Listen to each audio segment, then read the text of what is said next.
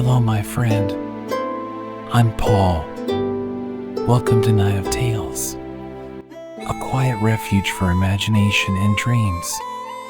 Set aside your worries, as tonight we journey together through worlds of magic, mystery, and wonder. Lie back, relax, and let the tales carry you away. Tonight, our paths leads us into the ancient lands of Middle-Earth.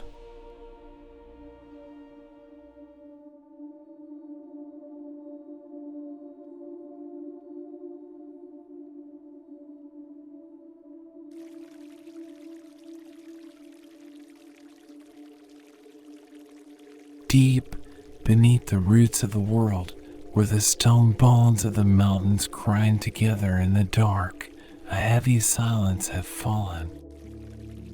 For centuries, lifetimes of men, ages of trees, the cavern had known only the drip of water and the soft, wet sound of a throat swallowing.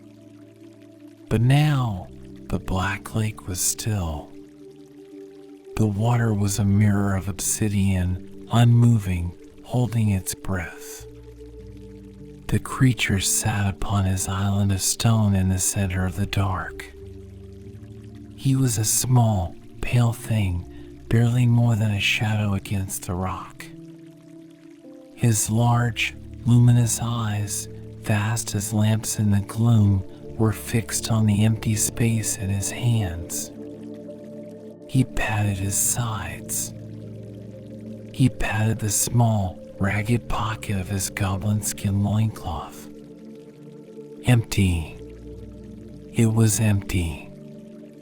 He did not scream. Not yet. The shock was a cold weight in his belly, heavier than any stone. He rocked back and forth, a slow, hypnotic rhythm that he had kept for 500 years. Forward and back. His webbed fingers scrabbled against the rock, feeling for the cold, smooth metal that was not there. Dawn, he whispered. The word was a bubble popping in the silence. The precious. It is gone. He closed his eyes, squeezing them tight until sparks of imaginary light danced in the blackness. He tried to summon the feeling of the ring, the weight of it on his finger, the way it warmed his hand when he was cold, the way it made him feel safe, invisible, powerful. Without it, he felt thin, stretched, like butter scraped over too much bread. He felt the weight of the mountain above him pressing down, threatening to crush his small, naked frame. Then the memory returned, sharp and jagged. The thief, the Baggins, the nasty little false creature with the hairy feet and the pocketses. It had been here. It had played the game. Riddles in the dark. What is roots as nobody sees is taller than trees. It cheated. The voice cracked, splitting into two. The deep, guttural growl of Gollum rose from his throat. It stole it. It knew. It had it in its pockets as the whole time. But we promised, the smaller, whimpering voice of Smeagol whispered.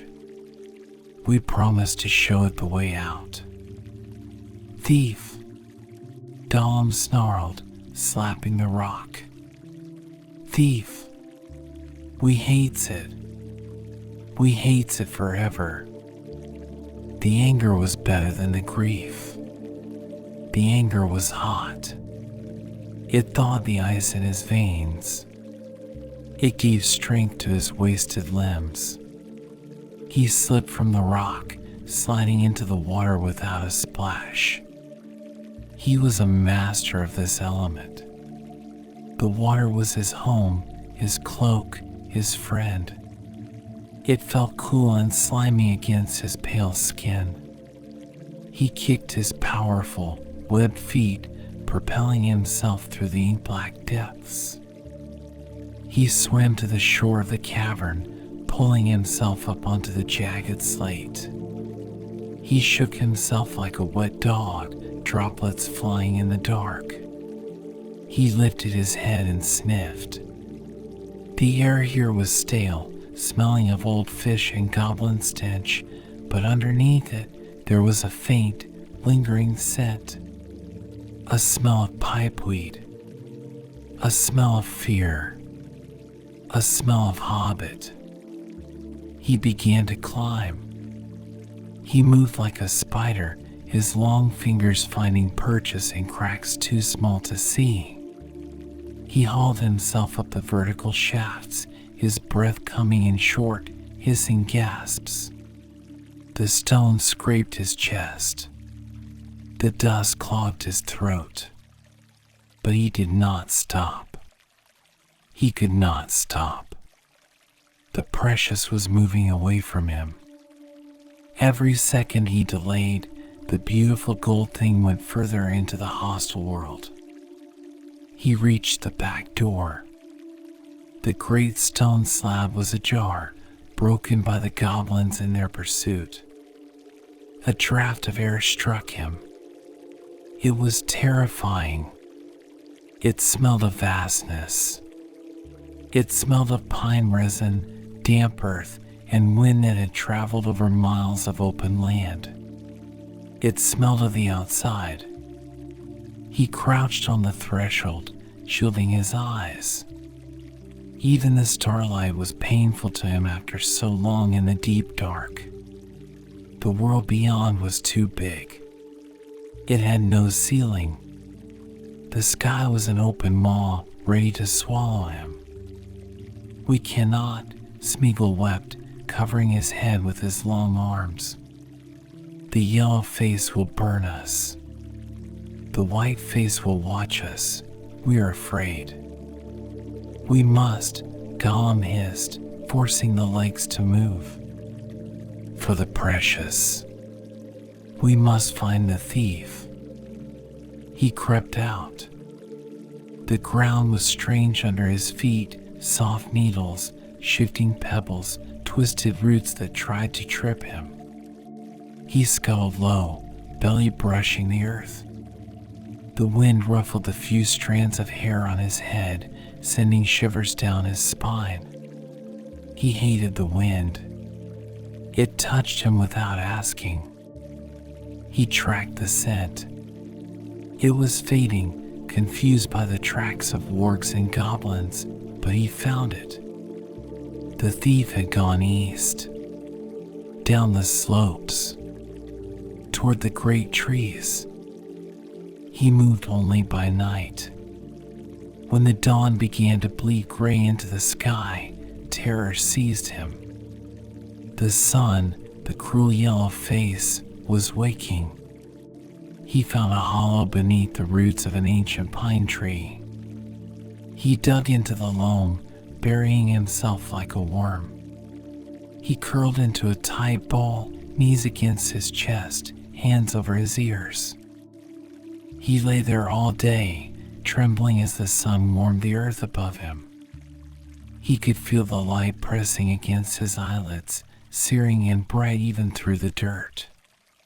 He muttered to himself, a ceaseless litany of loss. Where is it? Is it soft? Is it safe? Does the thief know how to keep it? No, he will scratch it.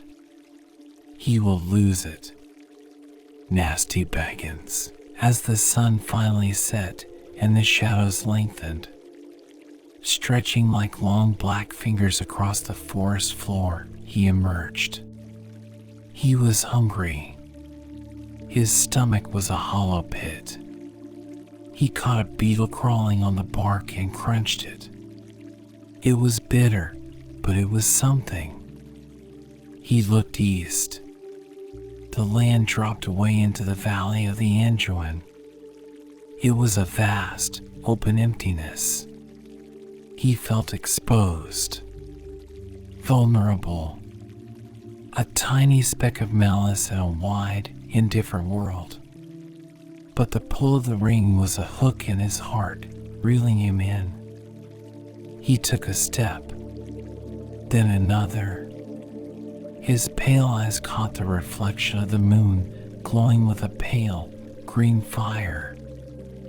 "We are coming," he whispered to the trees. "We are coming for our own." Time blurred. The days were long agons of hiding, squeezed into crevices or buried in leaf mold, cursing the light.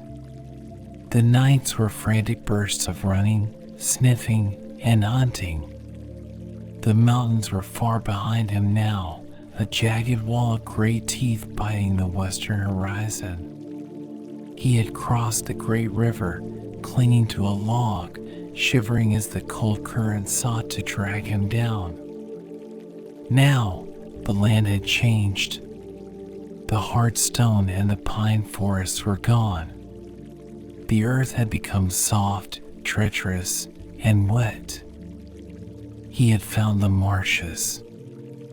To any other traveler, the dead marshes were a place of horror, a labyrinth of stagnant pools, choking reeds, and shifting mud that could swallow a man whole.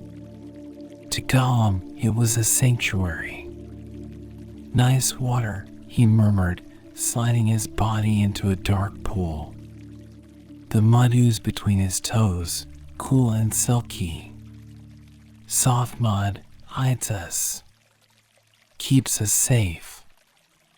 The air here hung heavy and still, thick with the scent of decay. It smelled of rotting vegetation, old water, and ancient death. The silence was absolute, broken only by the occasional plop of a frog or the rustle of dry reeds. The mist clung to the water like a shroud, diffusing the moonlight into a gray, spectral haze. He learned the rhythm of the marsh. He learned which hummocks of grass would hold his weight and which would sink beneath him. He moved on all fours, his weight distributed perfectly, a pale insect skimming the surface of the mire. Hunger was his constant companion, the simple, gnawing ache in his belly. He would crouch for hours by the edge of a pool, as still as a carved gargoyle. His large eyes scanned the black water, unblinking. He watched for the telltale ripple, the silver flash of a scale. Strike. His hand was faster than thought. Long fingers splashed into the water and emerged clutching a fish. It was a sickly thing, pale and blind, tasting of mud. He bit into it with sharp teeth, swallowing it raw. He did not mind the taste. He did not remember the taste of cooked food. The memory of roasted meat or warm bread was a fading dream from a life that belonged to someone else. Someone named Smeagol. He hunted frogs, chasing them through the reeds, hissing with delight when he caught a fat one. He dug for worms in the peat. He ate the eggs of nesting birds, sucking the shells dry and hiding them in the mud. But the hunger for food was nothing compared to the other hunger. The hunger for gold, for the roundness, for the precious. As the weeks turned to months, a strange madness took him. He began to search the mud not just for food, but for treasure. The marshes were old, formed over the graves of a great battle fought 3,000 years ago. The men of the West and the elves had fought the servants of the Dark Lord here. Their bones lay deep under the water, preserved by the foul peat. Sometimes, candles seemed to burn in the pools, pale, flickering lights that beckoned. "Don't look," he whispered to himself, averting his eyes. Don't look at the faces. They are not real. No. But he reached into the muck. His fingers brushed against cold, hard things. He pulled them out. A belt buckle, rusted and broken. He rubbed the slime away, hoping for gold. It was only iron. He snarled and threw it back. A shard of pottery, glazed with blue. He kept that. It was smooth. A coin, green with age, the face of a forgotten king stamped upon it. He bit it. It bent. Gold? No. Copper. But it was round. It was shining when he rubbed it. My treasure, he crooned, tucking the coin into his goblin skin pocket. We keeps it. Yes. We keeps it safe. He began to collect things. Obsessively. Desperately. A bird's skull. A polished black stone. A twist of silver wire. He arranged them on a dry hillock of grass, counting them over and over. 1, 2, 3, 4 pretty things. Nice things. He picked up the black stone and held it to his eye. Are you the precious? He asked it. Are you hiding? The stone was cold and dead. It did not sing to him. It did not pull at his mind. A wave of rage washed over him. He swept the collection into the water with a scream of frustration. Trash, he wept, curling into a ball in the mud. Rubbish. Not the precious. Where is it? Where is the Baggins? The Smeagol voice whimpered in the back of his mind. We wants to go home. We wants the river. We are tired.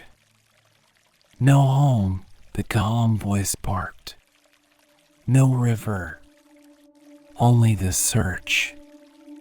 We must find it, or we will fade. We will turn into mist. He lay shivering as the dawn approached. The sun rose, turning the mist to a blinding white glare. He burrowed under a tangle of briars, pressing his face into the wet earth. The obsession was a parasite eating him from the inside out, replacing his blood with fire, his bones with iron. He was becoming less of a living creature and more of a vessel for the want. Summer lay heavy on the marshes like a suffocating blanket. The heat was moist and oppressive. Clouds of biting insects swarmed the stagnant pools, tormenting him. His skin was full of bites, pale and spotted with red. He scratched until he bled, but he hardly felt the pain. He pushed deeper into the wasteland. Here, the ruins of the past rose from the muck, broken towers of black stone, crumbling walls covered in gray lichen, ancient archways that led to nowhere. It was a graveyard of a kingdom. He was navigating a ridge of dry land when he heard something. The heavy, rhythmic thud of boots. The clatter of metal. He froze. Instantaneously, he became part of the landscape. He flattened himself against a mossy stone, his skin taking on the gray-green hue of the rock. He held his breath. Orcs. They came out of the mist, a patrol of 4. They were broad, bow-legged creatures with long arms and cruel faces. They wore jagged armor and carried scimitars that gleamed with a dull, menacing light. On their shields, painted in red, was a symbol, an eye. Gollum knew that symbol. He felt the malice radiating from it. It was the Eye of the Dark Tower, the master of this land. He watched them with wide, fearful eyes. They were loud, clumsy things. They splashed through the puddles, cursing the mud and the flies. Searched the ruins. One of them growled in the common tongue, though the voice was harsh and grating. The big boss says spies are about. Says a halfling might be creeping east. Gollum's heart hammered against his ribs like a trapped bird.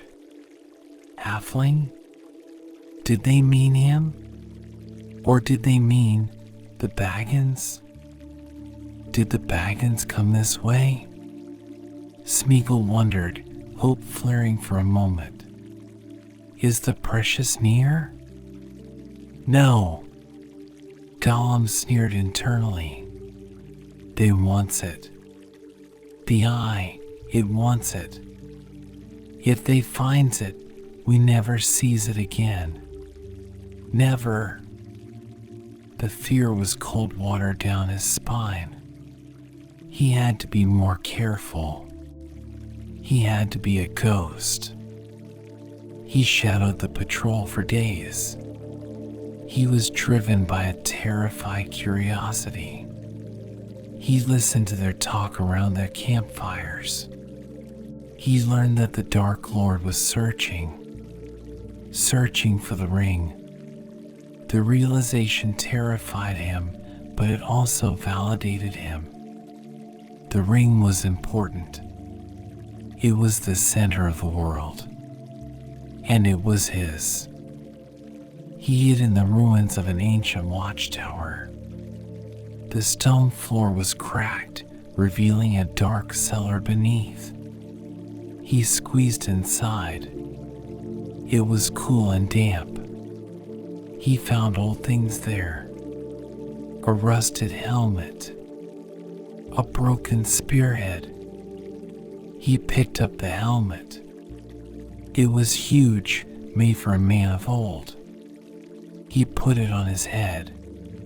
It slid down over his eyes, resting on his shoulders. He sat there in the dark, wearing the giant metal shell. King Gollum, he hissed, giggling softly. Lord of the Dark, give us the fish. Give us the gold. But the metal smelled of rust and blood. He took it off and threw it aside. He found a nest of spiders in the corner. He caught them, ignoring their bites, and ate them one by one. They were bitter, but they filled the void. As the days shortened and the leaves on the willow trees turned yellow, his mind began to fray. The isolation was absolute. He spoke to himself constantly, a never-ending stream of chatter to drown out the silence. Nice hobbitses, he whispered, rocking in the shadows. We was nice once. We had a boat. We had a grandmother. Grandmother is dead. Gollum snarled. Bones in the dirt. Everyone is dead. Only us. Only us and the precious. But where is it? Smeagol cried. We looked in the water. We looked in the pockets. We looked in the shoes. The thief took it to the world of men, Gollum reasoned, his voice cold and calculating. But the eye is looking. The eye pulls everything to it. Maybe the thief is pulled too. The logic was twisted, born of desperation. He looked toward the east, where the sky was always dark. The mountains of shadow, the Efelduith, loomed in the distance, a wall of black, jagged rock barring the way to Mordor. He felt a physical pull from that direction. It was not the ring, not exactly. It was a command, a summons. The power that had forged the ring was calling out to all things that had been touched by it. "We don't want to go," Smeagol whimpered. "It's hot. There are ashes." "We must," Gollum insisted. "The answers are there. The precious might be there. And we have nowhere else. No friends. No home." He stood on the edge of the ruin, looking out over the desolate marshes. He was a small, wretched figure, scarred by the sun, starved, and terrified. But his will was unbreakable. It was forged of pure obsession. The winds of autumn swept through the marshes, stripping the reeds bare and turning the water steel gray. The mist became frost in the mornings, coating the spiderwebs in ice. It was cold. A damp, penetrating cold that settled in the joints and made every movement an agony. Gollum was deteriorating. His skin was stretched so tight over his bones that he looked like a skeleton dipped in wax. His large eyes were rimmed with red, burning with a feverish light. He had not slept properly in weeks. Every time he closed his eyes, he saw the ring. He saw it on his finger. He saw it rolling away. He saw Bilbo Baggins laughing. He was crossing a treacherous stretch of bog, leaping from tuft to tuft of dry grass. The moon was hidden behind thick clouds. It was pitch black. He misjudged a leap. His foot slipped on slick mud. He fell forward, plunging into a pool of black slime. It wasn't water, it was a slurry of mud, decaying plants, and quicksand. He went under. The cold seized him like a physical blow. The slime rushed into his nose and mouth. He thrashed, kicking wildly, but the mud was thick. It held him. It sucked him down. He choked, swallowing the foul taste of the marsh. Down he went. The darkness was absolute. The pressure built in his ears. For a moment, he stopped fighting. He hung suspended in the suffocating dark. It was quiet here. There was no sun to burn him. No orcs to hunt him. No hunger. Just sleep, the voice of Smeagol whispered, sounding very far away. Just let go. No more pain. It was a tempting thought. To drift into the nothingness. To join the faces in the water. To be part of the marsh forever. But then, a spark flared in the back of his mind. A circle of fire. Gold. Beautiful, perfect gold. The precious. The scream vibrated in his skull. If he died, he would never hold it again. If he died, the Baggins won. The thief would keep the precious forever. No. A surge of adrenaline, dark and powerful, flooded his wasted body. He kicked with maniacal strength. He clawed at the mud, his fingernails tearing into the roots of the underwater weeds. He dragged himself upward, fighting the weight of the earth itself. He broke the surface with a gasp that sounded like a tearing sheet. He coughed up black bile, retching and heaving. He clawed his way onto a solid bank of peat and collapsed, shivering violently. He lay there for a long time, plastered in mud, looking like a monster bird from the earth. He wheezed. His heart fluttered like a dying moth. He was alive. He stood up. He swayed, weak and dizzy. He looked east. The mountains of Mordor were closer now. He could see the red glow of Mount Doom reflecting on the underside of the low clouds. It was a wound in the sky. The marshes cheat us, Gollum whispered. We are done with water. Yes, done with water. He turned his back on the pools. He turned his face toward the fire and the ash. We go to the master, he decided. The thought was cold and clear. The master knows. The master sees. We will find the thief, even if we have to cross the fire. Smeagol did not argue. Smeagol was hiding deep, deep down, curled in a ball of terror. Gollum was in control now. Gollum was the survivor. The transition was slow and painful. The soft, treacherous mud of the marshes gave way to hard, cracked earth. The smell of rot was replaced by the smell of sulfur and dust. He had entered the desolate lands that lay before the gates of Mordor. The no-man lands. Winter came, but it brought no snow. Only a biting wind that carried grit and ash. The sky was a perpetual gray sheet, hiding the sun. For this, he was grateful.